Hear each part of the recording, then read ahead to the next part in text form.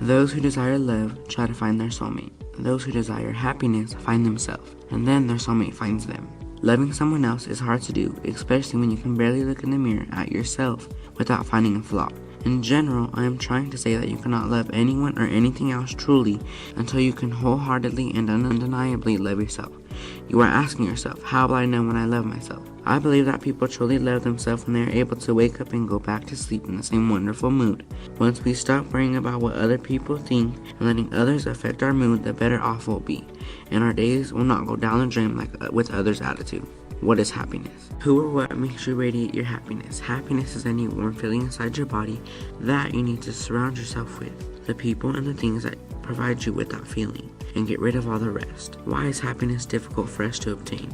Being humans, we are filled with many emotions, even on a daily basis. With the world changing so fast in manners we may not understand quite yet, this is the most powerful reason we should learn how to develop that happiness and love for ourselves.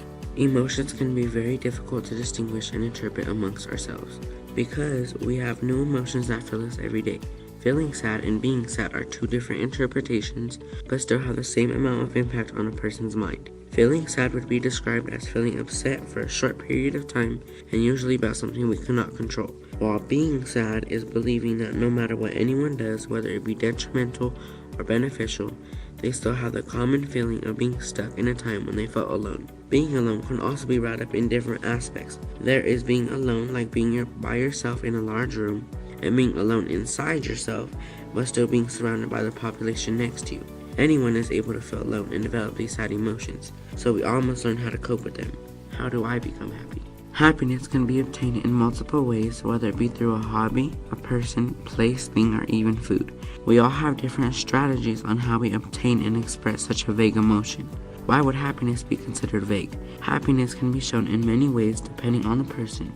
There is no right or wrong way to be or to show happiness, but how would one find happiness in the little things rather than the materialistic things? Self-love is the first step in finding anything happy. I believe that a person should know their worth, not how much they cost, but how valuable they truly are as a person to others and to their world. What we add to the world are emotions, intelligence, our heart, or anything else that makes us who we are. Those are the things that bring value. If we touch one's soul, improve one person's life, change one person's depressed mood, or help one in the simplest of ways, that makes us extremely valuable. For some, it is helpful to find who are first and help ourselves first, before we can really do anything for anyone else. For others, they find themselves and realize their value once they influence someone else's life. To find oneself, one must be able to be mindful and forgiving to themselves for little hiccups in life. We need to not be afraid to try new things and never doubt our immediate gut instinct. Even on the smallest of things, to forgive and forget can be difficult, almost confusing.